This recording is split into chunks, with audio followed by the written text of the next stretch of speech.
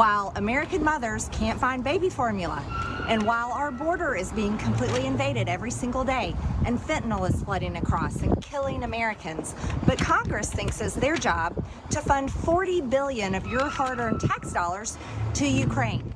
Okay, so that was Georgia Congresswoman Marjorie Taylor Greene ahead of yesterday's vote in the House. That House, as you may have heard, approved $40 billion of additional aid to Ukraine.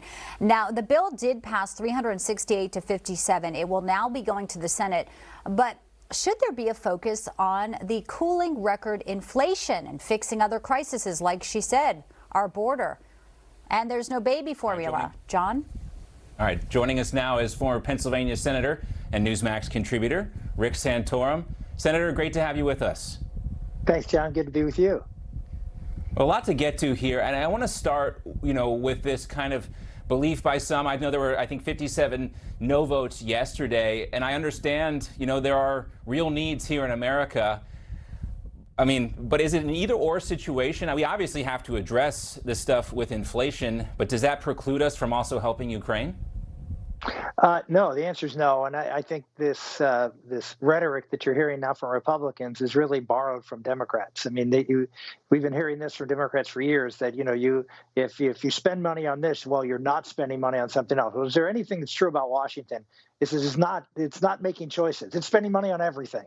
So the idea that this is a choice between one or the other is really just not true. The reality is that we need to support the Ukrainians in their fight against the Russians, and we need to do so in a way that gives them an opportunity to win this war and to keep the Russians out of Ukraine.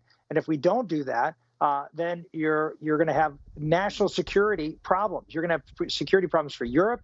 You're going to have security problems for our country, and that's going to cost us a lot more than just money. So the reality is that it's a false choice, and it's something that, frankly, we have not been spending money on our national security. This administration has been cutting national security.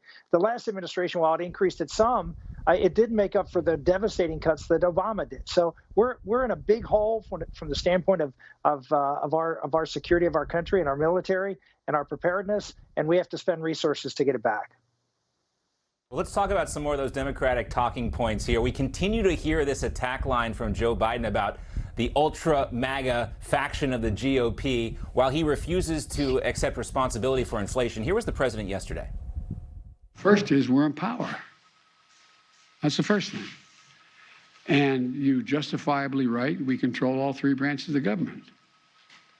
Well, we don't really, and they know that a lot of it's extremely complicated. And so they're frustrated, and I don't blame them. I think what I have to do is explain in simple, straightforward language what's going on.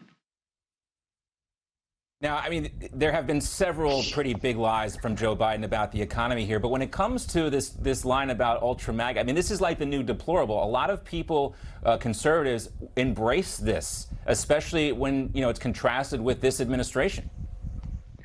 Well, first off, if the administration believes their problem is messaging, then they're going to get destroyed in this upcoming election. If they don't recognize that their policies have led to, hyperinflation, terrific problems at the border, a crisis in our national security, whether it's Afghanistan or Ukraine, and obviously inflation that is out of control. All of these things, big spending, deficits of now $30 trillion. If they don't recognize that their policies are the ones leading to this, and they don't start coming forward with some ideas that actually address the problem, and that what they have to do is just explain that this is Vladimir Putin's fault. This is a recipe for disaster, and you're right on the MAGA side. I think there's millions of Americans, not just MAGA lovers, who would love to see the Donald Trump economy back. They'd love to see less than 2% inflation. They'd like to see wage growth not among higher income people, which is what's happening in the Biden economy, but for the first time in generations, lower income people under the MAGA program gained more money in the economy than higher income people. So yes, I hope he continues to say the ultra MAGA, because I think a lot of people are saying, yeah, count me in on ultra MAGA. I hear it from so many folks. They say that I don't think this is having the intended impact that Joe Biden wants it to have. We see a new poll on the screen here, and look, you know, the American public is not buying this. This is from CNN. 55% of the country believes that Joe Biden's policies have made the economy worse. Let's also talk about these protests, Senator, that we've seen outside of the Supreme Court justices' homes. You know, the White House first was saying, you know, we don't condone this type of stuff, but then they came back yesterday and said, We're fine with this. It's totally okay to send these mobs to the houses of Supreme Court justices. Here's Jen Psaki. So I know that there's an outrage right now, I guess, about protests that have been peaceful to date, and we certainly continue to encourage that outside of judges' homes, and that's the president's position. So, I mean, this to me is about this debate we're having. It's a bigger debate about where the town square actually is. And, you know, never is it okay, especially for justices. It's a little bit different, I think, for an elected official or a public person like Jen Psaki. But we have legislation that prohibits our justices and federal judges from being intimidated this way. They don't seem to care. Yeah, imagine if you know, someone in a lawsuit, you know, before a judge sent people to the judge's house to threaten the judge and to intimidate the judge to rule in a way in favor of one party versus the other. I mean, most people, I think, would be appalled by that. That's what's happening here. You have one side of a judicial decision that is trying to intimidate a judge who's supposed to be making decisions, not dependent upon what the public thinks, not dependent upon what the media thinks or Hollywood thinks, but dependent upon what the Constitution says and how the facts apply to the Constitution.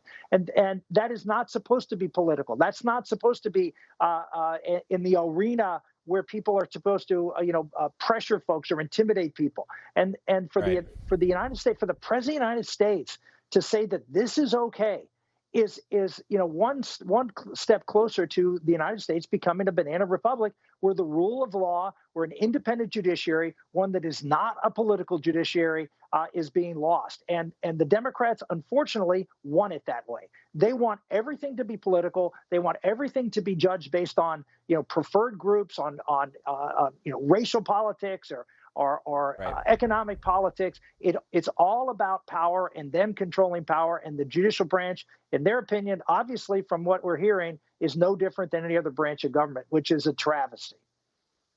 Yeah, this is concerning in so many ways. You hope nobody gets hurt here, of course, but the rhetoric keeps escalating. One more thing we wanted to ask you about as it relates to this. But John, people are getting hurt because we're hurting the system that says that our judiciary is not political. That is, we're damaging our republic greatly under this administration. No, you're absolutely right. I meant it in a more literal sense, but in a figurative sense, you're absolutely right. And just to show you how far these folks have gone, they're protesting outside of Nancy Pelosi's house because they don't feel like she's moving fast enough to codify Roe into law. You just watched Newsmax TV, America's fastest-growing cable news channel, now in more than 70 million homes. You can get Newsmax TV on your cable system or check your cable guide.